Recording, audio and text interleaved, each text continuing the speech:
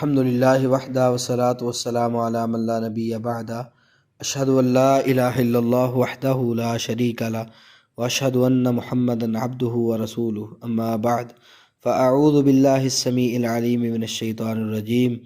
وَإِذَا قِيلَ لَهُمْ آمِنُوا بِمَا أَنزَلَ اللَّهُ، اور جب ان سے کہا جاتا ہے اس پر ایمان لاؤ جو اللہ نے نازل فرمایا ہے، قالوا تو کہتے ہیں، نؤمن بما انزل علینا ہم اس پر ایمان رکھتے ہیں جو ہم پر نازل کیا گیا، ویکفرون بما وراءہ اور جو اس کے علاوہ ہے اسے وہ نہیں مانتے، وہو الحق مصدقا لما معہم حالانکہ وہی حق ہے اس کی تصدیق کرنے والا ہے جو ان کے پاس ہے، قل کہہ دے، فَلِمَ تَقْتُلُونَ أَنبِيَاءَ اللَّهِ مِن قبل پھر اس سے پہلے تم اللہ کے نبیوں کو کیوں قتل کیا کرتے تھے، ان کنتم مؤمنین اگر تم مومن تھے، وَلَقَدْ جَاءَكُم مُوسَىٰ بِالْبَيِّنَاتِ اور بلا شبہ یقیناً موسیٰ علیہ السلام تمہارے پاس واضح نشانیاں لے کر آئے، ثُمَّ اتَّخَذْتُمُ الْعِجْلَ مِن بَعْدِ پھر تم نے اس کے بعد بچڑا بنا لیا، وَأَنْتُمْ ظَالِمُونَ اور تم ظالم تھے، وَإِذْ أَخَذْنَا مِيثَاقَكُمْ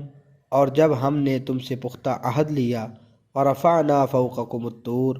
اور ہم نے تمہارے اوپر پہاڑ کو بلند کر دیا، خُذُوا مَا آتَيْنَاكُمْ بِقُوَّةٍ وَاسْمَعُوا پکڑو قوت کے ساتھ جو ہم نے تمہیں دیا ہے اور سنو، قالوا سمعنا وعصینا انہوں نے کہا ہم نے سنا اور ہم نے نافرمانی کی اور نہیں مانا، وَأُشْرِبُوا اور انہیں پلا دی گئی، فی قلوبہم العجلہ ان کے دلوں میں اس بچڑے کی محبت، بکفرہم ان کے کفر کی وجہ سے، قل کہہ دے، بئس ما یأمرکم بہ ایمانکم بری ہے وہ چیز جس کا حکم تمہیں تمہارا ایمان دیتا ہے، ان کنتم مؤمنین اگر تم مومن ہو۔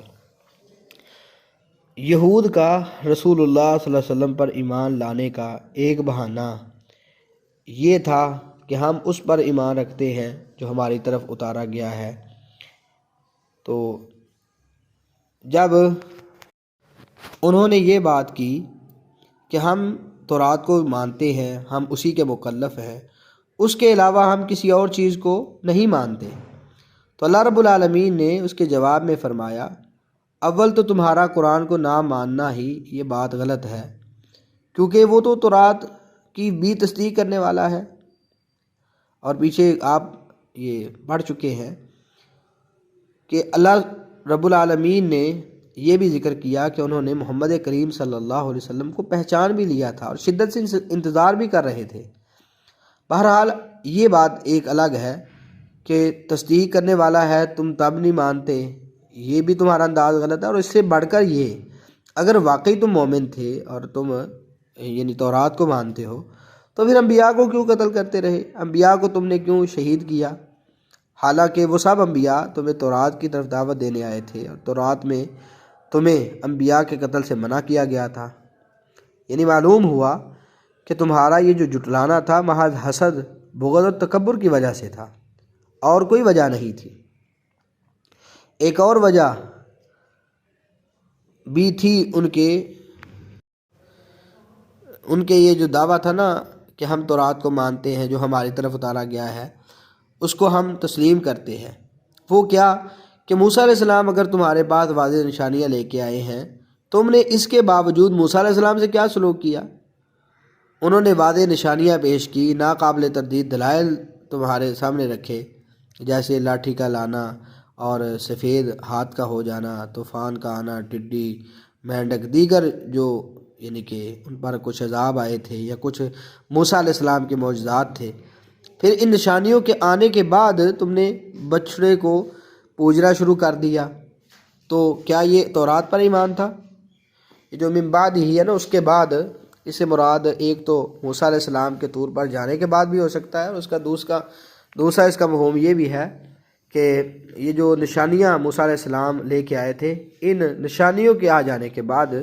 بھی تم نے بچڑے کو معبود بنا لیا اور اس کو پوجنا شروع کر دیا۔ پھر اللہ سبحانہ و تعالیٰ نے یہ بات کہی کہ ہم نے تم سے پختہ وعدہ لیا، طور کو تمہارے اوپر یعنی کہ بلند کیا، جیسے پیچھے بھی گزر چکا ہے۔ تو یہ کہا تم اس کو مضبوطی سے پکڑو جو ہم نے تمہیں دیا ہے، اور سنو بھی۔ انہوں نے جواب میں کہا سمینا وعصینا، ہم نے سنا ہے اور نافرمانی کی ہے۔ ایک تو علماء اس کا یہ مفہوم ذکر کرتے ہیں کہ سمینا کا تعلق کان سے سننا مراد ہے، اور اسینا کا تعلق یعنی عمل سے، کہ سن تو لیتے تھے لیکن عمل نہیں کرتے تھے۔ اور دوسرا یہ مفہوم ہے کہ وہ وعدے یہ کہتے تھے کہ ہم نے سن لیا ہے اور ہم نہیں مانتے، دونوں چیزیں یہ اقرار کرتے تھے کہ ہم سنتے تو ہیں لیکن مانتے نہیں، اور یہ چیز ان سے بعید بھی نہیں ہے، وہ ایسے کہہ سکتے تھے۔ جو قوم موسیٰ علیہ السلام کو یہ کہہ سکتی ہے فَاذْهَبْ أَنْتَ وَرَبُّكَ فَقَاتِلَا إِنَّا هَاهُنَا قَاعِدُونَ، موسیٰ جا کے تو لڑ اور تیرا رب لڑے، ہم تو یہاں بیٹھے ہیں، تو وہ یہ کیا نہیں کہہ سکتے تھے؟ ضرور یعنی کہ یہ مفہوم بھی ان سے مل سکتا ہے۔ پھر بتایا گیا کہ وَأُشْرِبُوا فِي قُلُوبِهِمُ الْعِجْلَ، جس طرح پانی رگ رگ میں سرایت کر جاتا ہے، اسی طرح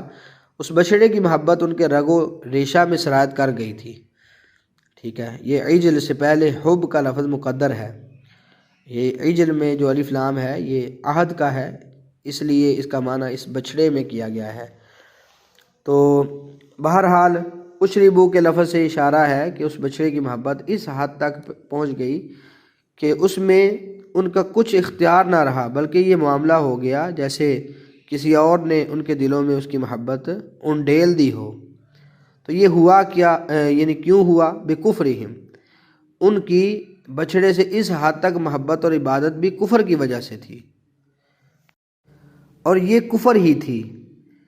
مگر اس کا باعث ان کا سابقہ کفر تھا۔ یعنی دونوں، ایک ہے ان کا پہلا انکار کر دینا، محمد صلی اللہ علیہ وسلم کو نہ ماننا، اور دوسرا یہ جو